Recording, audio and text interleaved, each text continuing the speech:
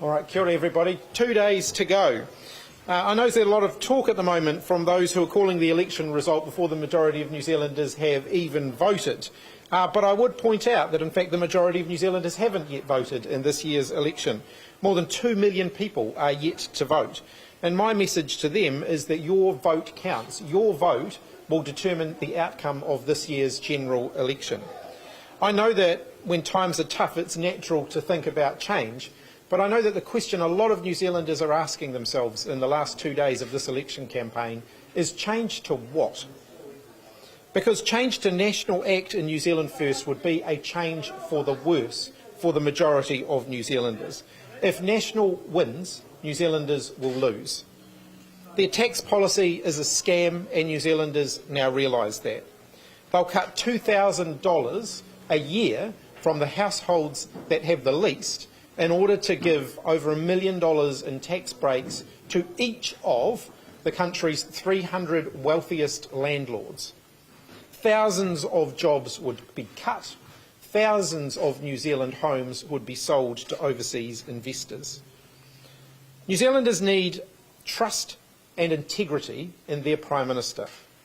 I will be a Prime Minister with integrity who you can trust. So if you're undecided, you care about child poverty, climate change, the cost of living, and you want a government that's going to invest in things like hospitals and schools, then I am asking you to give your party vote to Labour.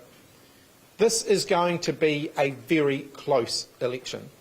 All of the polls in the last 48 hours have shown the gap between the centre-left and the centre-right has been narrowing. That means that every single vote that gets cast is going to make a difference. With the majority of New Zealanders still to vote, this election's still wide open, but it's clear it's going to be very close. My message to all New Zealanders is make sure that you participate in that process, that you have your voice heard, and if you want to take the country forward, not backwards, give your party vote to Labour. Jenna.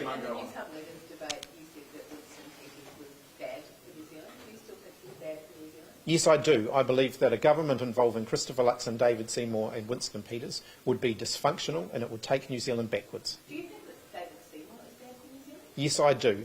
David Seymour would absolutely take New Zealand backwards, and I don't think that we want a situation where David Seymour and Winston Peters, on a day-by-day basis, are holding the government to ransom, which is what they both appear to be promising. You said that this election was... You've been casting the other side as a coalition of chaos.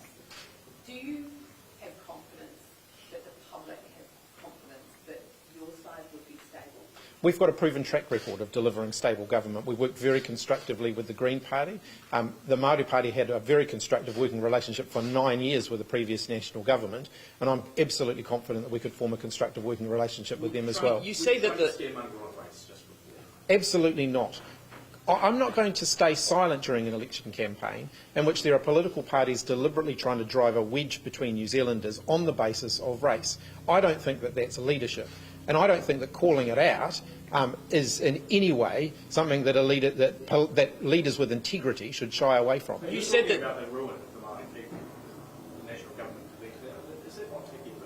No, absolutely not. Look at what David Seymour is proposing. Look at the radical nature of what David Seymour is proposing. He effectively wants to erase Maori from legislation. He wants to pretend that the treaty never happened. I think that's a massive leap backwards from New Zealand. You said Are you spreading misinformation? You've said, Christopher Luxon has repeatedly said he supports Buy Māori for Māori. You said specifically in your speech he does not. Isn't that wrong? All of the things that he wants to go backwards on are reversing the Buy Māori for Māori approach that we've adopted under our government. He specifically said he supports Buy Māori for Māori. And yet he wants to do away with the Māori Health Authority. He wants to do away with a whole lot of the progress that we have made. He wants to do with the Māori Health Authority. Like a lot of things that Christopher Luxon said, his words don't match up with what he actually wants to do. This week he would take $170 million from that goes into the Māori Health Authority and he would put that all to iwi for Buy Māori for Māori solutions. Well, that is exactly what the Māori Health Authority is for. I don't think he's made any effort to understand what the Māori Health Authority is or what it's actually going to do. What is the use of the Māori Health Authority in your eyes? A Buy Māori for Māori approach. It's no different to having whānau ora, where basically you have a Buy Māori for Māori approach. He also supports, so Yeah, but so what's his objection to the Māori Health Authority? Those are more questions for him. I think he wants to take New Zealand backwards. You've said yes, over the back. Do you think that your party has met its target under the treaty? I think that's always a work in progress. I believe the treaty relationship has strengthened significantly in the last 6 years, but there's always more work to do. You Why said are Māori victims of sexual violence still speaking though, despite even though there are providers out there? Sorry, what was the... Why are Māori victims still seeking for, despite even though there are providers out there for sexual violence and domestic violence? We've made a lot of progress on the issues around sexual violence for all New Zealanders. Over $1 billion in funding has gone into that area under our government. We do have a coordinated strategy around victims of sexual violence for the first time in New Zealand's history. We've got the most comprehensive strategy when it comes to tackling that. There is still more work to be done, though. You've said that the gap between the left and the right is narrow and it's quite close, but that's not actually true, is it, given the fact that you're not taking into account Winston Peters, who you've ruled out and he's ruled out you? I don't believe that Winston Peters would be good, and I believe that the polls clearly show that if people want to avoid that, then giving their party vote to Labour is the best way to avoid Winston Peters holding the country at ransom. The Herald's poll shows that you, Labour, Te Pāti Māori and the Greens have a very, very slim chance of actually getting across the line without New Zealand first. Is there any part of you that thinks that it was wrong to rule out Winston because you could do better in government than you can in opposition? Absolutely not. For the 2 million New Zealanders who are still to vote, my message is very simple. If you don't want Winston Peters and David Seymour holding the country to ransom, give your party vote to Labour. And can I just get it really clarified when you say you're not working with Winston? This isn't just around the cabinet table as you suggested there. That's no governance arrangements of any sort. I've answered that question repeatedly already. Well, could you answer it again now? There's Absolutely no not. We will not be working with Winston Peters in New Zealand first. Is a late surge too late?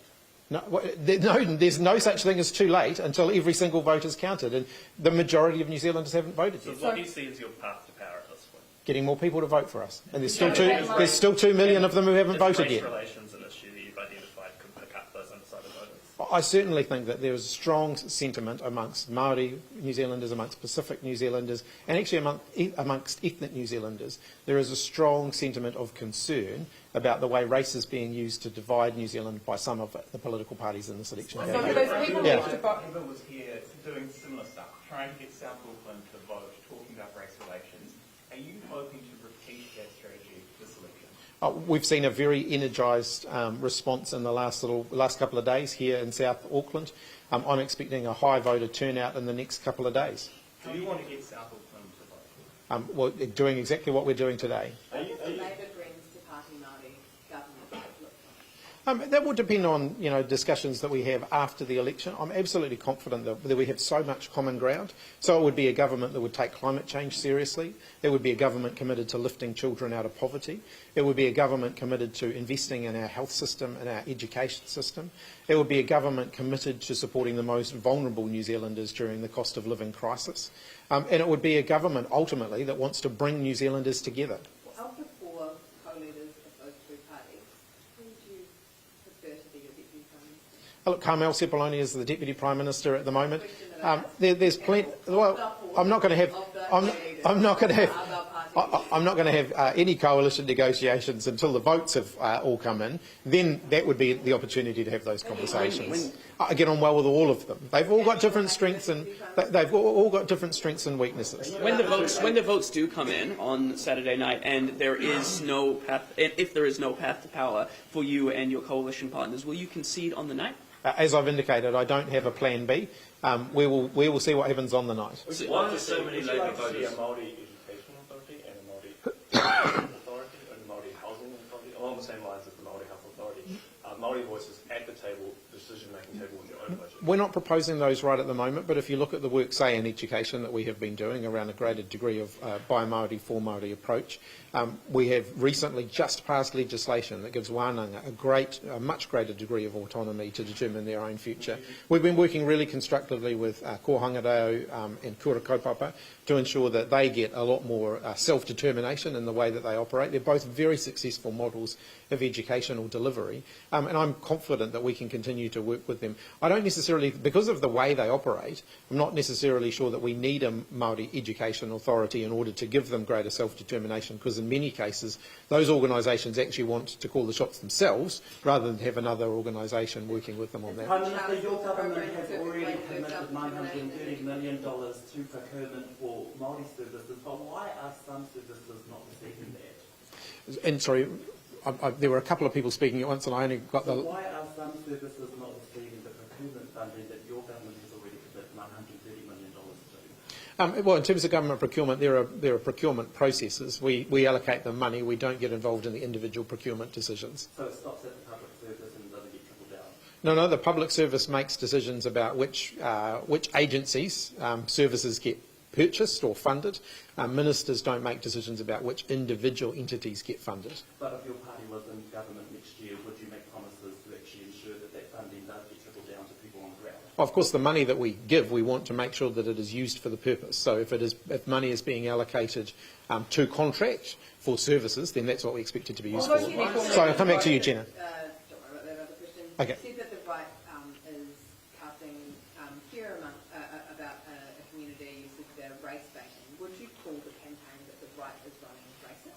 There are certainly elements of it, and I quoted at least one candidate from New Zealand First who's been saying very racist things, and subsequently went on to do more racist interviews after that. I quoted that in the News Hub debate. That is racism. I think others have been more thinly veiled and thinly disguised. I think a lot of the rhetoric around co-governance, for example, is thinly veiled racism. It might not be overt, but certainly there are undertones of racism within it. Why are so many former Labour voters either not voting so far or soft? I mean, we hear that they're undecided, they're not voting. What's gone wrong? What did the government do wrong to lose them? This has been a very vigorous election campaign. There's 2 million New Zealanders still to vote. What we are seeing in this campaign is more New Zealanders are waiting till the last minute to make their decisions about how they're going to vote. I think we're going to see more New Zealanders voting on the day than we saw at the last election. I think partly that's a reflection of, this is not a COVID election. People wanted to get out and vote early last time because they were worried they wouldn't be able to if they didn't. So I think more New Zealanders are waiting, and I think those 2 million New Zealanders, at least 2 million New Zealanders, who have still to vote, are concerned about what they're seeing from National Act and New Zealand First. They are seeing that the National Party's promises are a scam, that they wouldn't benefit by anywhere near what the National Party have said. Very few New Zealanders would benefit from the full amount of National's tax cuts, but every New Zealander would pay for it. They're obviously also concerned about you because they're not rushing out to vote for you like they did in 2017. They're holding their fire. Why? Oh, the momentum is growing behind our campaign, and I think that you're going to see that momentum in the next 48 hours, and you'll certainly see it on election night when the results come in. You For those mentioned people left to vote, tell us why they should vote Labor. Give us a 60-second quick pitch. Why Labor? Labor has a plan to take New Zealand forward, to bring New Zealanders together, to support New Zealanders through the cost of living crisis, to make sure we're investing in our health system, our education system, to make sure we're supporting our most vulnerable families who are struggling to make ends meet at the moment. We've got a set of practical policies that they're all set out on our pledge card, taking GST off fruit and vegetables, making dental care free for the under 30s, keeping public transport free for under 13s, half price for the under 25s, keeping prescriptions free, getting more people into apprenticeships. These are all things that are going to take New Zealand forward. Making sure that we're investing in a record public house building program, 13,000 new public homes so far, we're going to double that in the next 4 years. This is progress. This is what progress looks like. If we want to continue that momentum, if we want New Zealand to move forward together as a country, I'm asking Kiwis to give their party vote to Labour. That was great, wasn't it? Another question from you. If the late surge is not too late, what would be the first thing your government would do to ease the cost of living? We've already set out our plan for that. So some of the things that we have already done will be at risk if there's a change of government. So things like the free and discounted public transport, free prescriptions and so on. We're going to make haste to remove GST off fruit and vegetables just as fast as we can do that. And we've also set out the timetable for boosting working for families by $25 a week for families with children for the in-work tax credit. So we want to move to get that in place as quickly as we can. But we're also going to continue the momentum on getting inflation back down. Now, we're winning that battle on inflation. Tax cuts would be inflationary. They would keep inflation higher for longer. We've got to drive inflation down. Actually, in terms of the number one thing that we can do to support families, it's getting inflation back down. You mentioned the 2005. When they polled New Zealand, more New Zealanders trust national colonial economy than Labour. Well, we're going to find that out in the next 48 hours. You mentioned- I don't necessarily accept that. You mentioned the 2005 campaign, and you've mentioned it before. In previous times when you mentioned it, it was talking about the come from behind, the Labour victory then. Today you were talking about sort of the iwi-kiwi narrative that was prevalent at the time. Do you see shades of Don Brash in Christopher Luxon?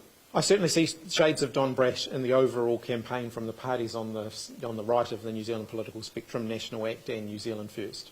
Do you think that the media should be calling out racism? Look, I think the media do a very good job of reporting issues as they're being debated. I think that political leaders have a responsibility to call out racism, and I have confidence that the media will give coverage to that. So I think the onus is on us as political leaders to do that. Do you accept the idea that interest deductibility affects the supply of rental property to the market? People's decision whether to put their houses on the market as rental property or not? Well, the evidence would show otherwise. I mean, we've still seen an increase in the supply of rental accommodation despite not having interest deductibility for existing homes. There are still provisions for those who are building new rental accommodation to make sure that we continue to stimulate the supply of rental accommodation. Why have we left it to the last minute to try in this campaign? I totally reject that. It's been a very vigorous campaign from Labour. If you have a Labour-Green partnership afterwards, the Greens will have more leverage given the current vote split at the moment than they've ever had, but you don't really have any fiscal headroom to move, do you? Look, there's a lot of areas where we can work in common with the Greens. I mean, I think particularly in terms of areas like climate change, where we are so close in terms of the things that we're trying to achieve and the way we want to achieve it. I think we'll be able to work very constructively on that. I think about things around child poverty, where we have a really shared commitment. Investing in our public services, again, shared commitments there. I'm absolutely confident we'll be able to work very constructively We're just going to together. take a couple more questions. We have a question from one of your upper hut. Oh, yeah, good. She just emailed in. She said she's a recent migrant and excited to vote for the first time in the New Zealand election. She's undecided, leaning towards voting for you, but would like to know how you plan to juggle being a Prime Minister with ministerial responsibilities as well as serving your electorate as well. That's a great question. Thank you. And can I acknowledge that constituent and say that I'm very proud to be the representative for the Rimutaka electorate. It's been an honour to be local MP for 15 years. It's a job that I continue to take seriously. I've been a very vocal advocate for our community, and I'm proud of the things that we have delivered for the Upper Hutt community and the Hutt Valley community during that time. I recently opened the campus of innovation in sport, for example, which is going to create hundreds of jobs in the local community and be great for our local sports teams and local and national sports teams. And that was funded with support from our government. We've got significant work around the Wallaceville Business Park, and we were seeing government departments locating a number of their functions, most recently including KiwiRail, again creating a lot of local jobs for our community. I've been very supportive of a lot of the local transport projects. Getting double tracking of the trains between Trentham and Upper Hutt, for example, is going to significantly increase the frequency of public transport. I could go on about electorate issues for quite some time, but there is more to come. And we're going to leave it last one, Peter. Yeah, what did you make of what did you make of Willie's messaging this morning? Hey, vote Labour, vote Greens, vote Party Māori, it's all good. I know that Willie's out there campaigning hard for Labour. Yeah, thanks, Peter. Look, okay. Yeah. All right, that's it, everyone. All right, thanks everyone. Cheers.